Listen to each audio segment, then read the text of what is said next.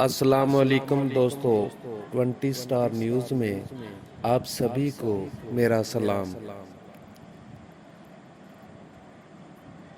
دوستو، واقعات اور سٹوریز کے سلسلے میں آج جو واقعہ ہم آپ کی خدمت میں پیش کر رہے ہیں، یہ واقعہ ایک سچا واقعہ ہے اور یہ واقعہ 3 افراد کا ہے جو کہ کسی مشکل میں پھنس جاتے ہیں اور پھر اس مصیبت سے چھٹکارا پانے کے لیے وہ اپنے اچھے اعمال کا وسیلہ اللہ تبارک و تعالی کی بارگاہ میں پیش کر کے دعا کرتے ہیں اور ان کے انہی نیک اعمال کی بنا پر اللہ تبارک و تعالی ان کی توبہ قبول فرماتے ہیں اور ان کو اس مصیبت سے چھٹکارا حاصل ہوتا ہے۔ تو دوستو، آئیے اب ہم جانتے ہیں کہ وہ تینوں افراد نے کون سے اچھے اعمال کیے تھے جن کا ذکر انہوں نے اللہ تبارک و تعالی کے سامنے کیا۔ دوستو، یہ واقعہ ہمیں صحیح بخاری میں رقم 1 حدیث مبارکہ سے ملتا ہے۔ حضرت عبداللہ بن عمر رضی اللہ تعالی عنہ فرماتے ہیں کہ میں نے رسول اللہ صلی اللہ علیہ وسلم کو ارشاد فرماتے ہوئے سنا کہ سابقہ امت میں 3 آدمی تھے۔ وہ ایک دفعہ کہیں چلے جا رہے تھے کہ دوران سفر ان کو ایک غار میں رات گزارنا پڑی۔ چنانچہ وہ تینوں ایک غار کے اندر داخل ہو گئے۔ تھوڑی ہی دیر کے بعد پہاڑ سے ایک بڑا پتھر سرکا اور اس نے آ کر غار کا منہ بند کر دیا۔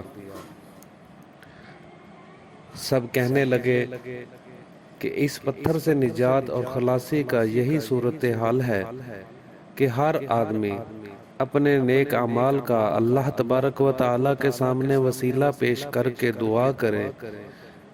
چنانچہ ان میں سے ایک آدمی نے یوں دعا شروع کی کہ اے اللہ، میرے بوڑھے ماں باپ تھے، میں ان سے پہلے اپنے بچوں کو دودھ نہیں پلاتا تھا۔ ایک دن میں درختوں کی تلاش میں دور نکل گیا۔ جب شام کو واپس آیا تو وہ دونوں سو چکے تھے۔ میں نے ان کے لیے رات کا دودھ دھویا۔ جب ان کی خدمت میں لے کر حاضر ہوا تو وہ سوئے ہوئے تھے۔ میں نے ان کو جگانا پسند نہیں کیا اور مجھے یہ بات بھی اچھی نہ لگی کہ ان سے پہلے میں اپنے بچوں کو دودھ پلاؤں۔ چنانچہ اسی حالت میں میں دودھ کا پیالہ اپنے ہاتھ میں لیے تھا اور ان کے بیدار ہونے کا انتظار کر رہا تھا، یہاں تک کہ ساری رات گزر گئی۔ صبح صادق ہو گئی۔ پھر میرے ماں باپ بیدار ہوئے تو انہوں نے دودھ نوش کیا۔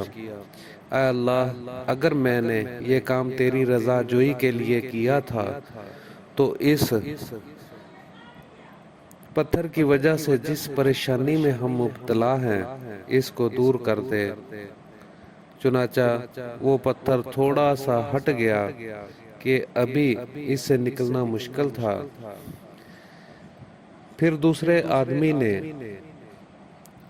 یوں دعا کی کہ اے میرے اللہ، میری ایک چچا زاد تھی، وہ مجھے بہت پسند تھی۔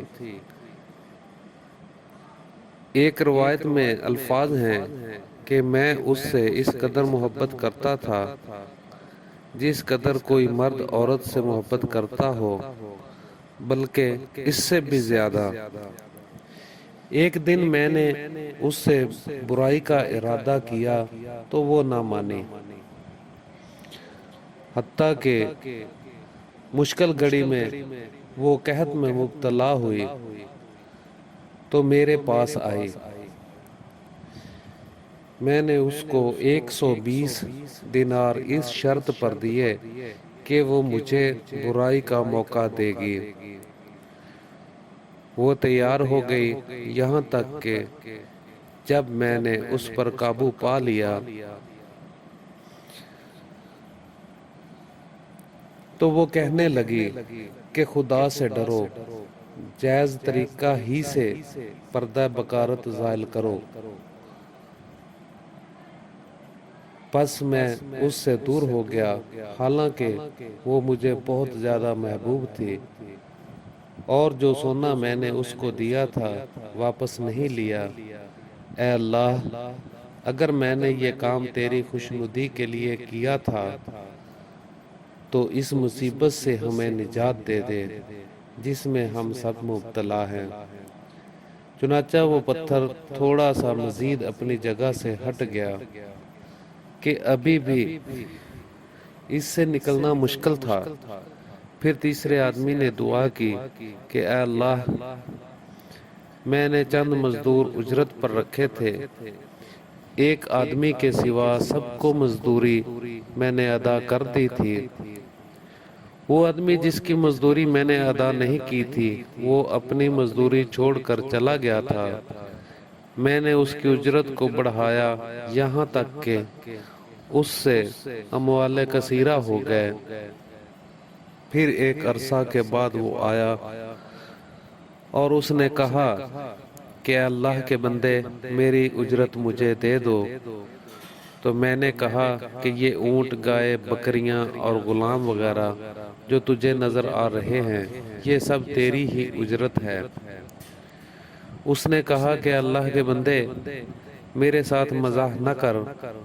میں نے کہا کہ میں تیرے ساتھ مزاح نہیں کر رہا ہوں۔ چنانچہ اس نے وہ سارا مال لیا اور سارے جانور ہانک کر لے گیا، کوئی چیز نہیں چھوڑی۔